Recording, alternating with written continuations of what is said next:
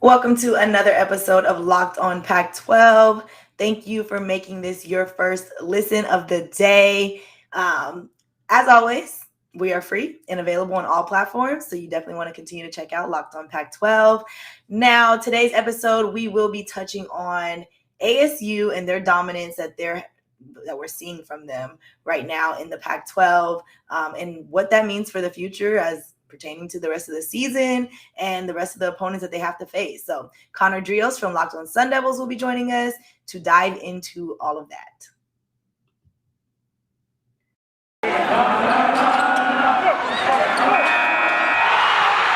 You are Locked on Pac-12, your daily podcast on the Pac-12 Conference. It's the Locked on Podcast Network, your team every day.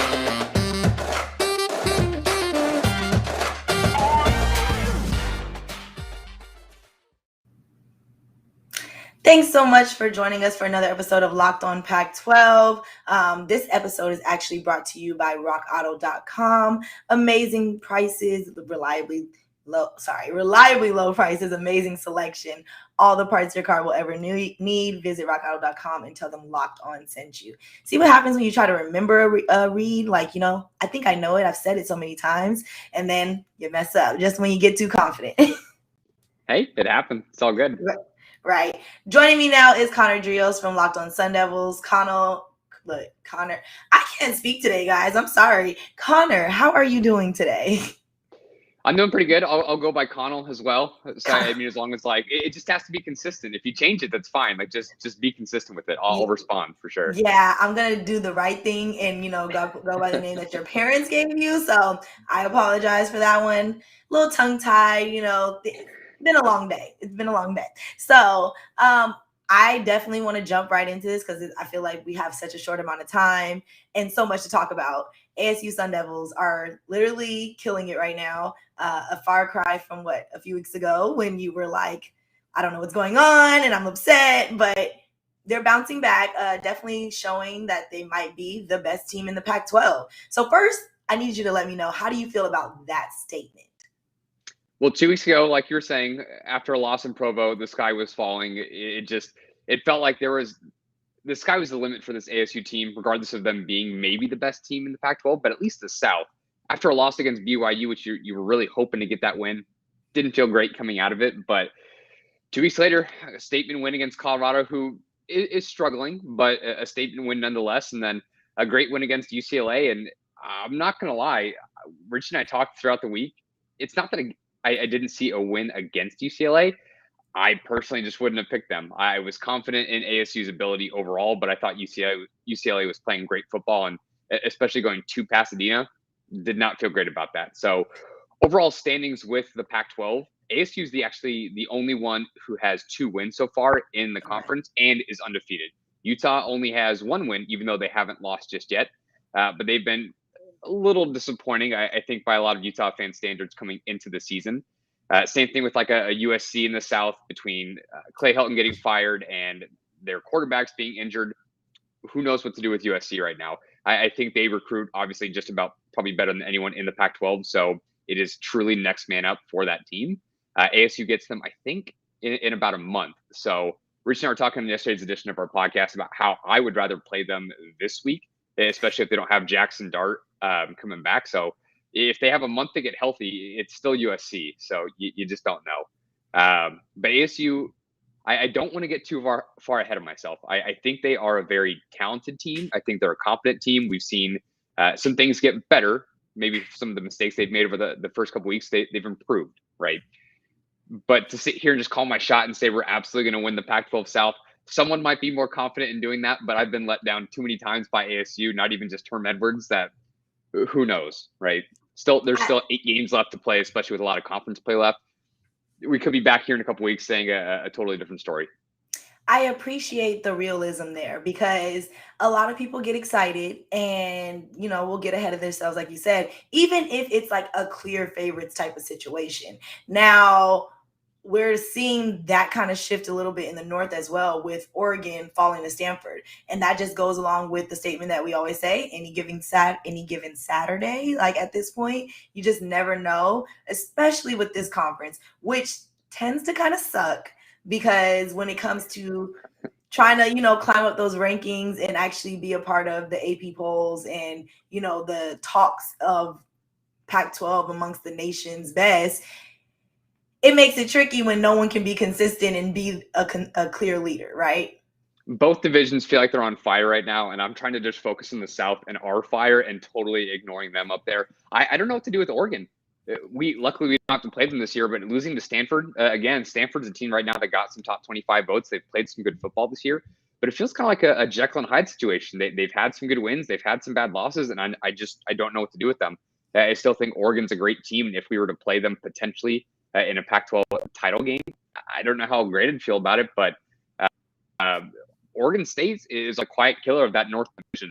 ASU having to go to Corvallis to play when we do, it is always a loss. For whatever reason, it could be a great and dominant ASU team, and maybe we play down to their level, and we always just come out with a loss. But now they're playing really great football, especially on the offensive side. That is going to be our second to last game, I think, of this year. That is, even if you're sitting pretty and you need like one more win, yeah, you get U of A to end the year, but that game against Oregon State could be a deciding game. It's just going to be a tough environment for ASU to go in and get a statement win there. At this point, we're kind of looking at each week as, oh, this could be a pivotal game towards, the ending outcome of the season. Yep. And you really don't know who is going to come out on top. And that's how I'm seeing it at this point. I'm kind of nervous to put anybody in that spot, even though there are some teams that look like, okay, they may be the ones who we see battling it out at the end. But it's very much up in the air. That's what I was talking with Richie about over like the last week or so. UCLA was the biggest game on their schedule. You had to go in and get a win because that could be a deciding vote right there, or at least the tiebreaker. If you're tied with UCLA at the end of the year, but you have that win, that's going to be huge. Right. But now it's a week later and we're playing Stanford, and I keep saying, okay, this is the biggest game remaining on their schedule. And I have no idea how many times it's going to happen, right? Maybe 8 more times for the rest of their 8 games. I have no idea. Right. But there's still there's a couple games I'm concerned about, Stanford being one of them. We do get them at home, and I think that will at least be to our advantage this year. But Utah is in a little bit of flux right now, as well as USC, right? Okay. I think those 3 games are going to be huge for you. Oregon State, again, I think is a big one, but them not necessarily playing in the South might not hurt you as much. Yeah. But if you can go beat Stanford, Utah, and USC, there's no reason you can't win the Pac-12 South, right? Yeah. There's just no reason. Those are 3 big games they have to win.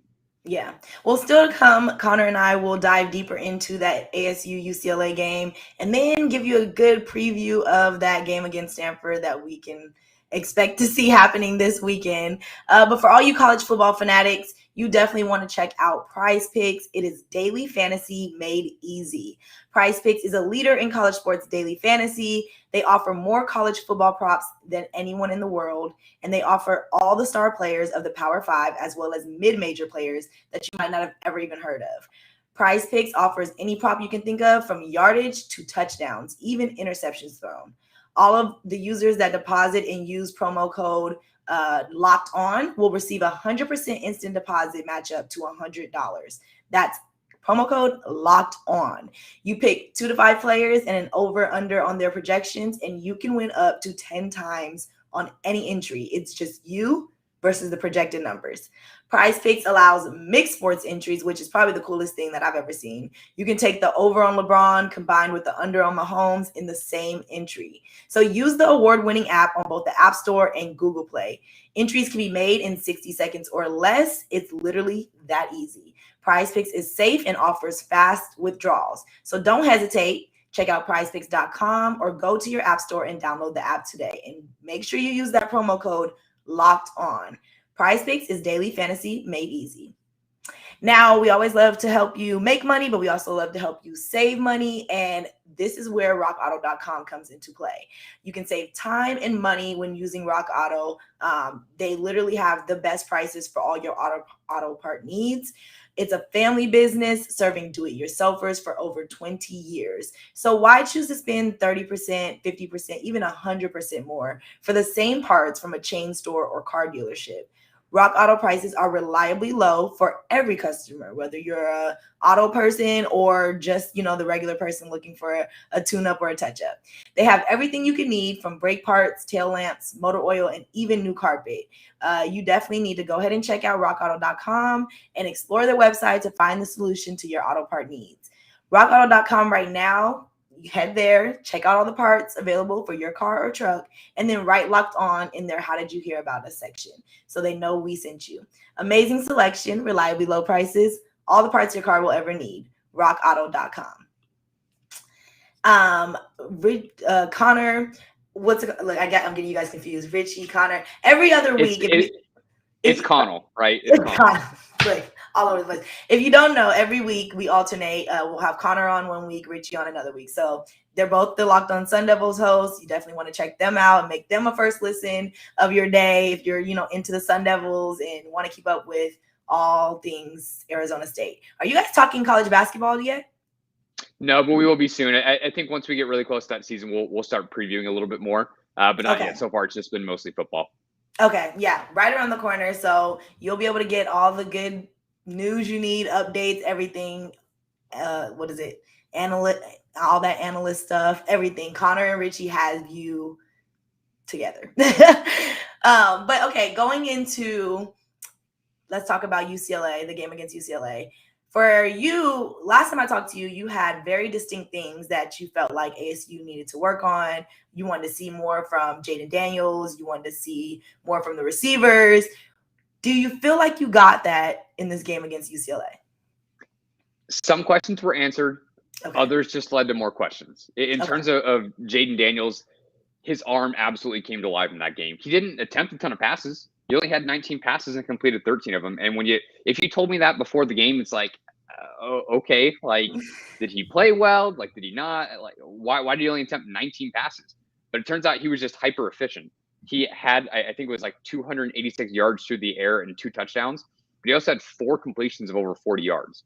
So he didn't have to throw the ball a ton because that's just not how the game script went.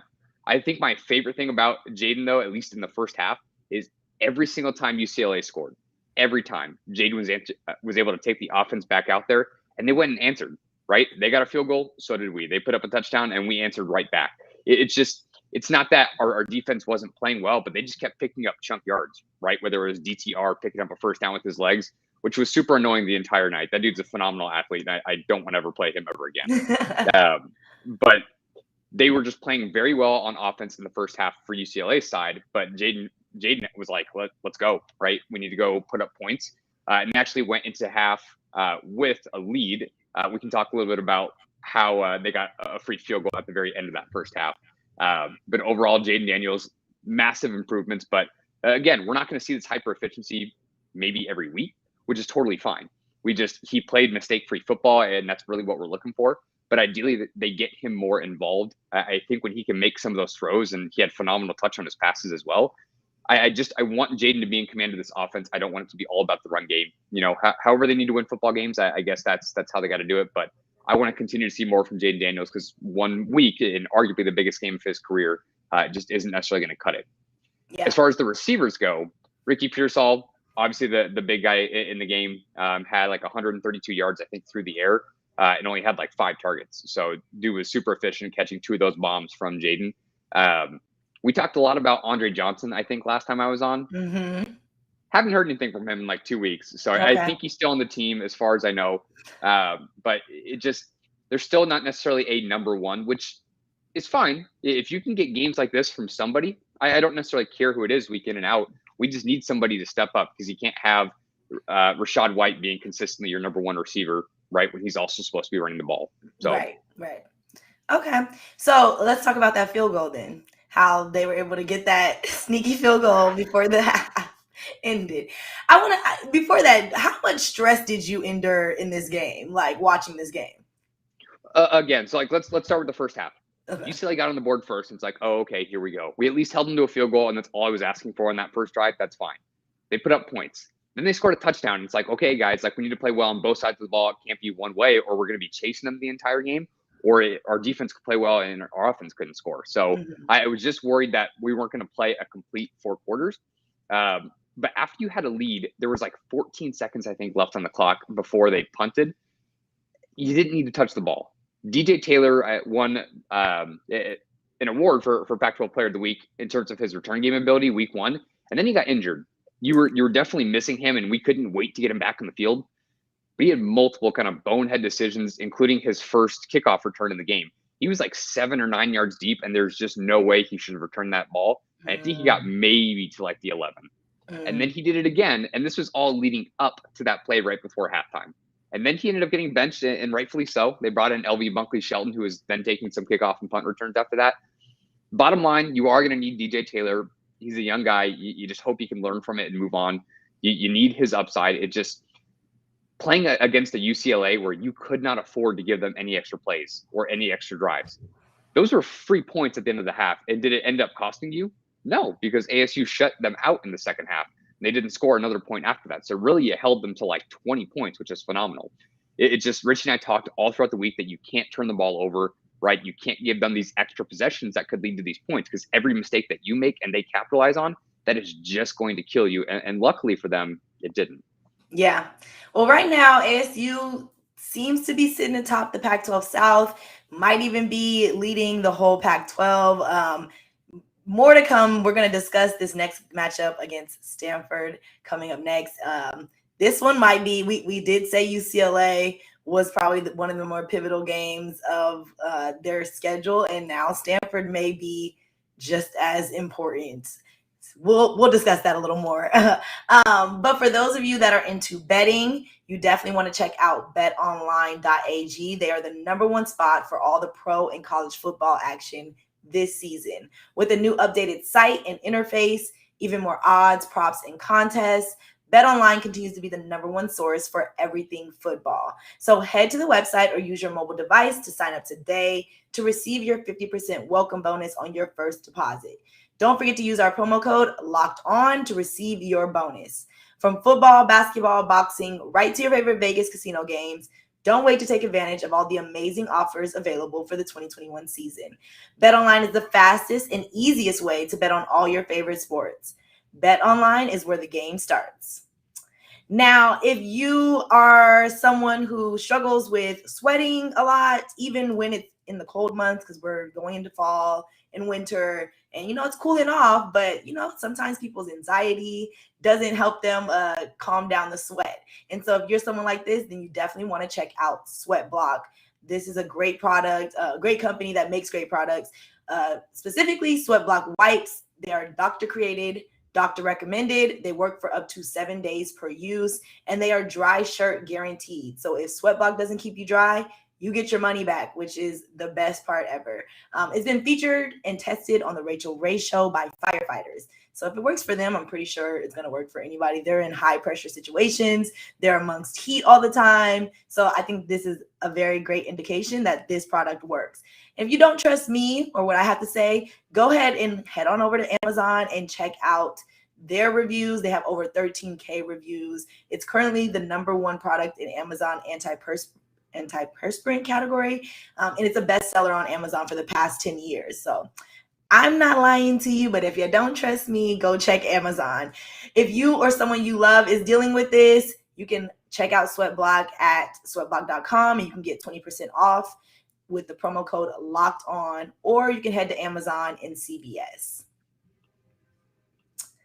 Okay, Conner, this is the time that we've been waiting for to discuss the next matchup and where ASU is going for the rest of the season, in a sense. So this game against Stanford is one of those teams now. They have upset UCLA. They lost to UCLA. They lost to UCLA. No, Stanford. So Stanford, they did lose to UCLA. You're right. They lost to UCLA, K-State, but they week 1.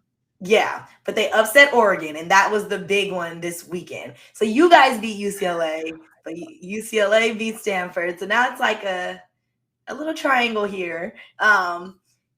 We will say that if you guys beat Stanford, look, all these words.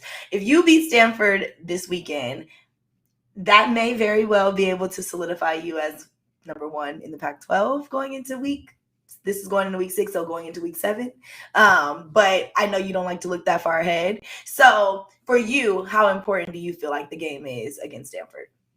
Listen, that's just some basic algebra, right? If we can beat Stanford here, that totally means we can beat Oregon, right? So it just doesn't matter at that point. Again, this is a huge game. UCLA was definitely bigger, but after Stanford beating Oregon, I was somewhat concerned coming into this game. But now it really puts me on edge, and that's exactly what Herm Edwards was talking about Monday in his press conference. They're on a short week, right? Because they play Friday this week. You gotta not necessarily forget about UCLA. Take what you did well, but you gotta start focusing on the opponent real quick because now you have less time to prepare for them. Yes. So in a big matchup against Stanford, you really need to win this game. It's at home, so at least you have that in your advantage. But what's going to be interesting for me is this is kind of the first game I think ASU's played where they don't have to play a dual threat quarterback. Not that Tanner McKee can't run. He only has like 29 rushing attempts this year, but he's not overly efficient with them. So you might face your first true pocket passer, and I'm curious how our defense is going to stand up. I think our secondary can really hold them down, but you just never know. They also have been playing pretty mistake-free football. McKee hasn't turned the football over at all this year, and they don't have any interceptions. So I think if you're trying to win the turnover battle, that's great. You should do that every single week. But Stanford might not be a team who's just going to be willing to give you that football, right? Like a lot of the teams that we played this year, they do have a great run game as well. They generally have 2 running backs that they like to go to. So ideally, if we can shut them down, that would be phenomenal, and just force them to pass the ball and really try to test Jack Jones and both Chase Lucas. At this point in time, I would say both of the teams are going in with some great momentum, right?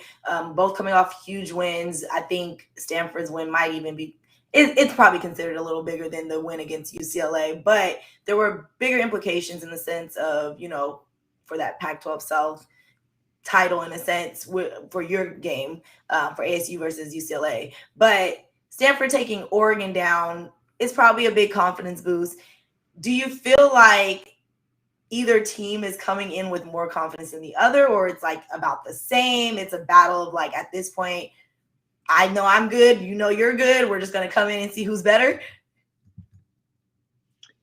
I would think Stanford probably has a little bit more swagger coming into this game because you took off what is the king, right, of the Pac-12 right now, and they were ranked at number 3, and rightfully so. UCLA was definitely a big game for us, and it should be a big game for anybody in the Pac-12, taking what was only the 2nd-ranked team in the Pac-12 at that time.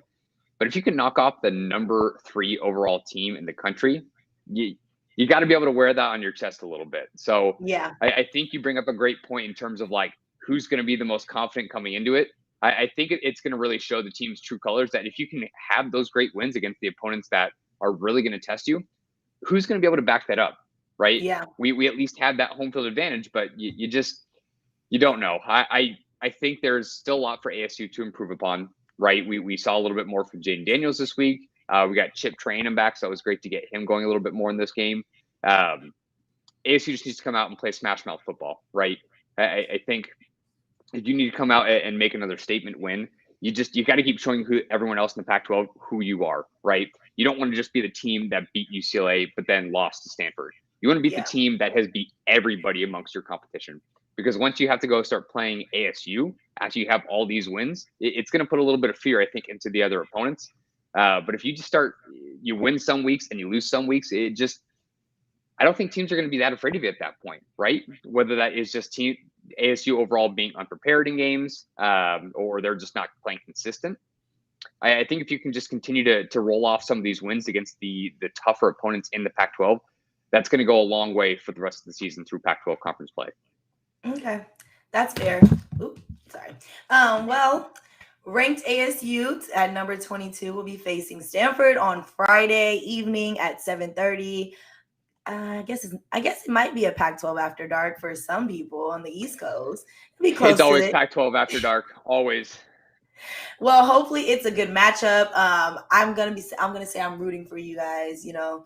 In the South, if USC can't have it, why not ASU? So we'll see how it goes. We'll see how that game goes. For those of you that are interested in, more Sun Devil news, action, update, all of that, make sure you check out Locked on Sun Devils wherever you listen to your podcast or the Odyssey app. Same with Locked on Pac-12 podcast. Make it your first listen of the day, you know? Now, if you want to hear about some other conference shows and check out, you can make them your second listen of the day. Locked on SEC, you can get all your daily SEC news in less than 30 minutes with SEC expert Chris Gordy. Locked on ACC, you can check it out under 30 minutes with my girl, Candace Cooper. And then you can check out Locked on Big 12. Same thing, under 30 minutes with the Big 12 expert, Josh Neighbors. It's free and available on all platforms. So make sure you check it out. Also, follow along on Twitter at LO_Pac-12, at Locked on Sun Devils. It's LO Sun Devils? It is LO at LO_Sun Devils. Okay. So it's like some combination of that. Yeah. There you go. Yeah. Type in Locked on Sun Devils and you'll find it on Twitter. And then you can follow Conner at CDreos. That's CDREOS. And then me at _Cindy Robinson. Other than that, make sure you guys stay locked on the Pac-12 on the Locked On Network for all your conference news.